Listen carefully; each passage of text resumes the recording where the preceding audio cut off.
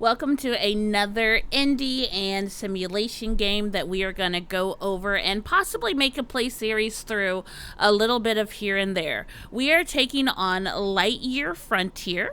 This is a new game that recently came out in March of 19th, 2024. So what we're going to do is we're going to start up a new game here, name it however you like, and then I'm going to walk through the beginner, what things are about, the developer, publisher, and more of that sort. Earth's no good anymore. Some like you have taken off for the Lightyear Frontier. You want a fresh start, a new home.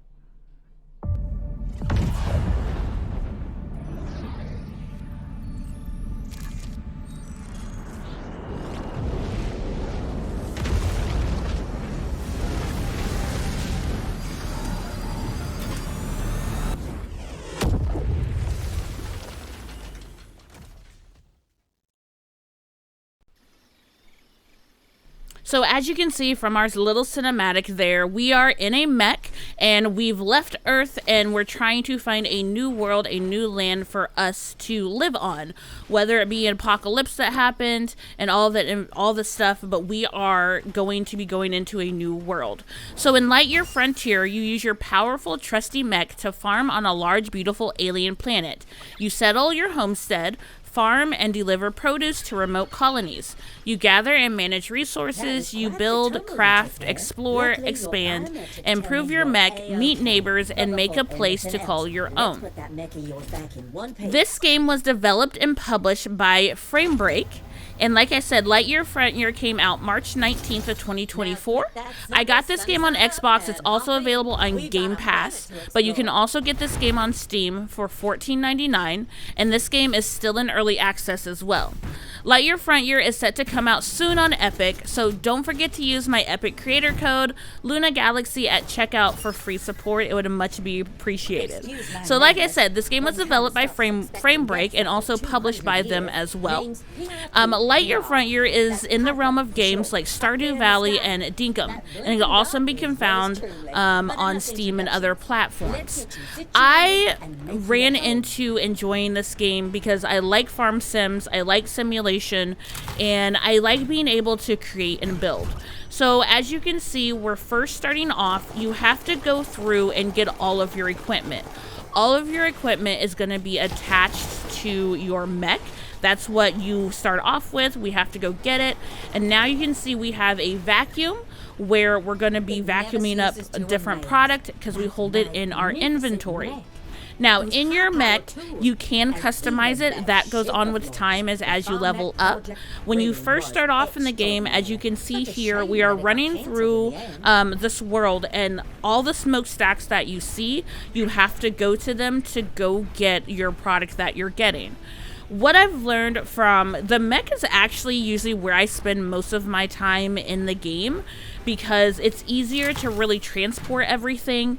When you're out of your mech, you can use your pickaxe and you can carry things, but it's more like a magnetic field, a little thing that you pick up and then you can carry it over to your mech to put it in there. You do get overcome with items in your mech, so as time goes on, you can also upgrade that so you can carry more products. But you're gonna have all the tools that you need. Right now we have a tool that's going to able to get stone and stuff like that. We have a saw that we can use to cut tree downs, but personally I prefer using that tool. I think it goes faster if you just punch the tree compared to sawing it. That's just my experience with playing this game. I did play this game a year ago with a friend, but I wanted to come back to it and really just start over and get a feel for it. This is a multiplayer game, and as I was telling even my brother when I was telling him that I was getting back into playing this, that if you like farm sim games, this is a very cozy game. There's really nothing out here that is attacking you, so you can take the time, whether night or day, and just develop. And as you see, we are getting our next item here.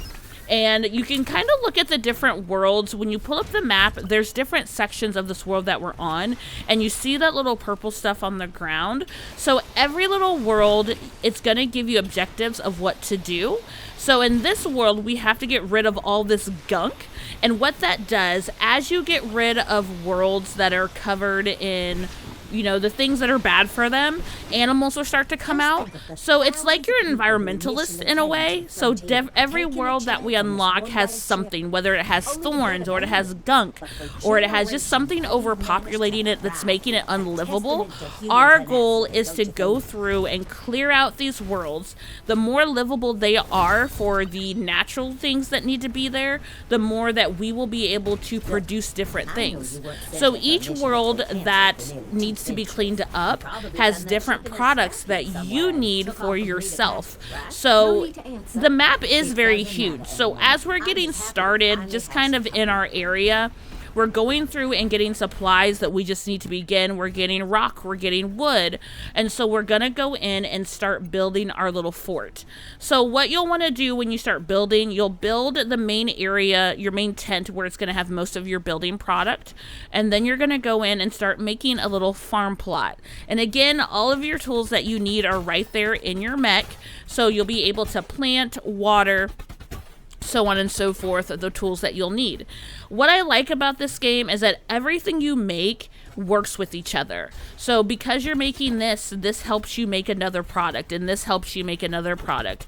Not everything has to be out in the world that you have to go hunt and find. Once you get the bare basics of product that you need of supply, you can build machines to help make more of that product or use it in some type of way. So like I said, you really are kind of working like your own little environmentalist here as you're putting the world back together. And as we go through, we're going ahead and getting some of these berries planted so we can get some more things built. We're going to go ahead and get our fodder built, because this is what's also going to be an objective for us. The fodder is an item that you use to create food to give to different type of animals as you start unlocking the worlds. Now the animals are very eccentric. They're very cute and colorful depending on which environment that you're in. So depending on which environment you're in will depend on which food you will need and how many they will eat. So of course, with this being how it is, things will start off easy. They'll only need one food of this. Like this is a little animal that we have here. Once we got our little house built. And what I also like about this game, if you are someone that is very creative, not only are you farming, gathering, you can actually build a very, very lucrative and cute front homestead for yourself. You start off in a little tent, and then as you progress through the game, you can really build a huge compound,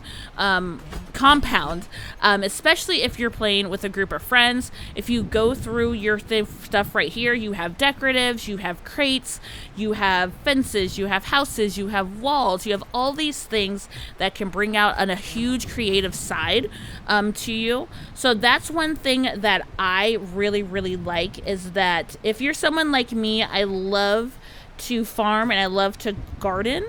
But this game is very calming and just soothing. Like when I say cozy farm sim, this is really it. There's nothing out there that's going to be attacking you. You're working together, and eventually as you progress on, you'll be able to trade with other individuals that are out there, NPC wise. You're learning how things kind of process. So now we're going through and making a basic fodder for some animals that are right here in this area that we're at. And we're able to make some plant food out of the brush that we were able to get. So what we're going to do is we're going to go through and feed these animals. What I've learned is you want to feed at least 3 of them. That will count as you getting familiar and friendly with them. And once you do that in every area, you won't have to do it. And I say this area, you only have to feed 3. Sometimes you have to feed 4 or 5. So you want to try and catch them before they go to sleep, because you can't wake them up. And if you feed 3 and you need to feed 4, if you wait until the next day, it will reset itself. So when you go through and have your animals and have found where they're from and where they're at, you want to go in quickly and get it done as soon as possible, because if you get distracted and the next day starts, you'll have to start over, and then it's kind of a waste at that time. And when you give food to your animals, they will give you something in return. When you go through the different areas of the map, you'll find these little areas that you'll have to collect artifacts. The artifacts will give you a little story, a little briefing behind after you collect all of them. This area that we're at is their ancient ruins, and we have to find 9 of these. They're all little purple like clusters of stones, and you can kind of hear them when you're near them. So after you go through each world, you're gonna find like a little ancient ruin place like this. It's just another objective for you to learn the land that you're on, and it'll give you a little kind of paragraph after it goes through and it learns all the artifacts, and you have something to read to kind of learn about this ancient land. So it's really tying in possibly what it would be like if we were to go on a new planet, if there was already life out there, and we're learning about the life that was already here. So I don't know. Let me know in the comments what you think of Lightyear Frontier. Have you been playing this game? What are your thoughts on it? Are you playing solo? Are you playing with a group of friends? And what is your best outtake of it and your best way to play? So I want to thank you for coming out and checking out another game series of checking out an indie game and another simulation game. There will be more gameplay on this. I do have another video planned and everything set up because, like I said, I'm enjoying this game and I'm hoping I can get some friends to join in with me. I believe you can play with 4 people all together as a multiplayer, but we are definitely having fun doing a fun little solo run and getting more in depth of what this game is. So don't forget to thumbs up, subscribe, hit that little bell so you don't miss any of the next videos, and let me know if there's any other simulation games that you would like for me to cover or touch base on, because I'm always enjoying simulation. That's what we do here. It's what we love and enjoy, and I want to keep that energy going. So again, have a good rest of your day or night wherever you are, and this is Lunagalaxy out.